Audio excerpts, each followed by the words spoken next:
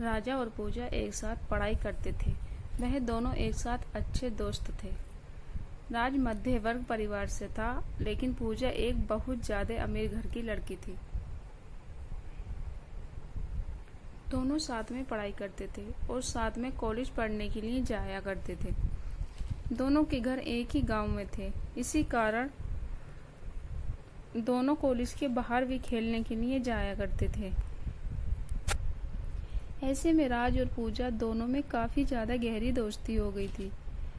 दोनों में काफी ज्यादा मित्रता होने के कारण दोनों एक अच्छे दोस्त बन गई थी। लेकिन दोनों में आपस में कभी प्यार की बातें नहीं हुआ करती थी। मतलब कि कभी दोनों एक दूसरे को ज़ाहिर नहीं किया था कि वह एक दूसरे को प्यार करते हैं। धीरे धीरे इनकी दोस्ती और गहरी बनती गई और इन दोनों को दोनों के साथ रहने की आदत हो चुकी थी और दोनों कभी भी अलग नहीं रह सकते थे। धीरे धीरे राज और पूजा से बेहिंता प्यार हो गया था, लेकिन पूजा को इस बारे में नहीं पता। पूजा हमेशा चाहती थी कि वह एक अमेरिका तथा विदेश में रहने वाले लड़के से शादी करेगी जो बहुत ज्यादा अमीर होगा। लेकिन राज एक मध्य वर्ग परिवार से था, इसी कारण से पूजा के ध्यान राज पर नहीं गया। पूजा हमेशा ही चाहते थे कि हमें अमेरिका में रहने वाले लड़के जो बहुत ज्यादा कमाते हैं, मैं उन्हीं से शादी करूंगी और उनके साथ पूरी जिंदगी भर खुशी रहूंगी। धीरे धीरे समय बीतता गया।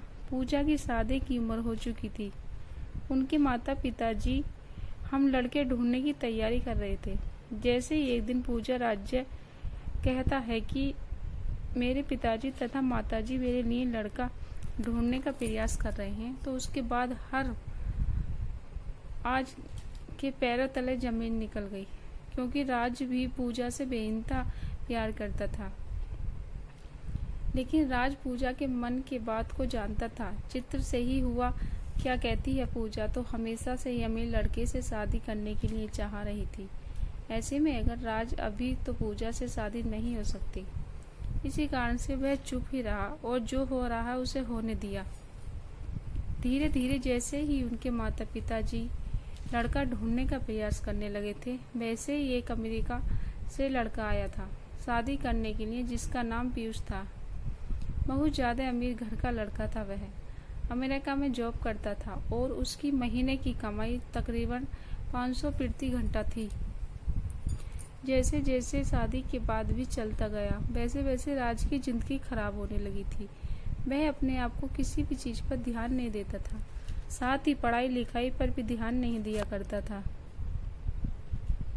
राज को पूजा के जाने का गम सताने लगा और वह चाहकर भी इस बात को नहीं बोल सकता था कि राज पूजा से शादी करेगा, क्योंकि राज के पास से अपनी हैसियत नहीं थी जितनी हैसियत के लड़के के बारे में पूजा आपसे सोचा करते थे और रात को भी बताया करते थे। युवा कितने हमें लड़कों से शादी करेंगे। कहीं दूर जाने वाला था। राज मन ही मन उदास हो रहा था। उन्होंने पूजा को लेकर खो गई चिंता ही छोड़ दी, क्योंकि अब तो पूजा की शादी भी हो गई थी। अब तो कुछ नहीं होने वाला था। पीयूष और पूजा दोनों साथ में घूमने के लिए चले जाते हैं और दोनों साथ में जब घूमने जाते हैं, एक मॉल में शॉपिंग करने के लिए जाती है पूजा और पीयूष दोनों। जैसे ही मॉल में शॉपिंग करने के लिए अंदर जाते हैं, तो पीयूष को किसी प्रकार का काम लग जाता है। वह कहता है तुम गाड़ी लेकर अपने घर चले जाओ, मैं काम करके घर वापस आ जाऊंगा। जैसे ही गाड़ी लेकर पूजा घर आ रही थी, तो गाड़ी में ही फिर उसका मोबाइल छूट गया। उसके मोबाइल में एक लड़की का फोन आ रहा था, जिसका फोटो भी उसके कॉलर आईडी पर लगा था। वह लड़की तो नहीं ज्यादा सेक्सी थी, नग्न अवस्था में फोटो लगा हुआ था। यह देखकर पूजा को गुस्सा आ गया और उन्होंने सोचा कि यह कौन लड़की है जो मेरे पति को फोन करती है। पूजा गुस्से से फोन उठाती है। वैसे ही फोन उठता है, उधर से आवाज आती है, जानू तुम कहाँ हो? लग रहा है मुझे छोड़कर कहीं चले गए हो या तुम्हें कोई दूसरी मिल गई है। अब तो तुम मुझे फोन भी नहीं करते हो। यह देखकर पूजा को बहुत ज्यादा गुस्सा आ जाता है। पूजा फोन काट देता है। जैसे ही पूजा फोन करती है, वह बहुत ज्यादा गुस्से में होती है। वह गाड़ी इधर उधर बहुत ही स्पीड चलाने लगती है। गाड़ी स्पीड चलाने के क्रम में उसके सामने एक बहुत बड़ी गाड़ी आती है और पूजा गाड़ी को कंट्रोल नहीं कर पाती और उस गाड़ी में जाकर टक्कर मार देती है। पूजा जैसे ही गाड़ी को टक्कर मारती है वह बेहोश हो जाती है। अब तो पूजा की बहुत ज़्यादा हालत खराब हो गई।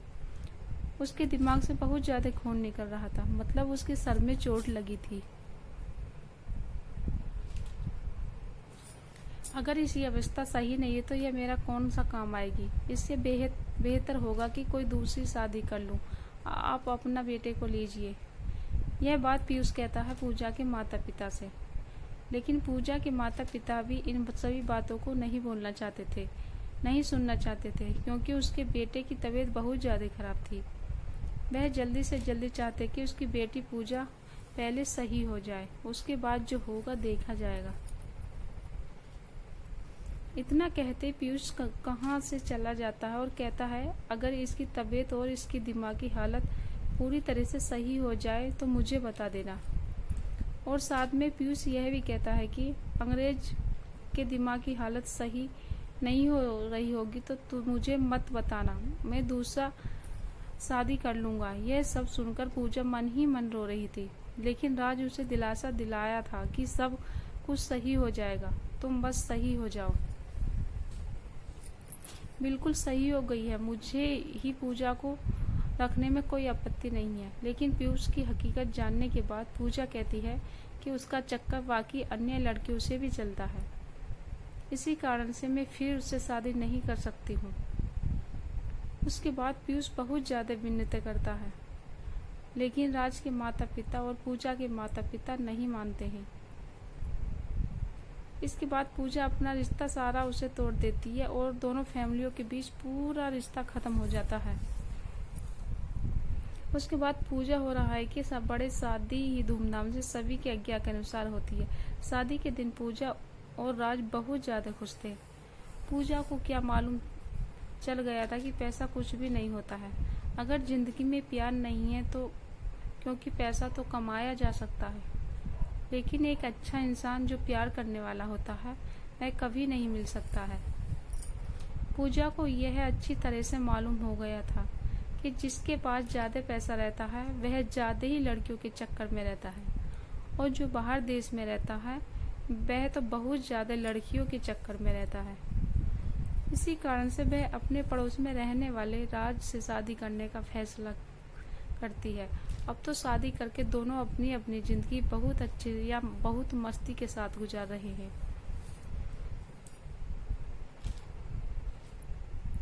दोस्तों, आशा करती हूँ कहानी आपको पसंद आई, तो प्लीज़ वीडियो को यार दोस्तों में शेयर कीजिए और हर रोज़ नई कहानी पढ़ने के लिए मेरे चैनल को सब्सक्राइब कीजिएगा। धन्यवाद।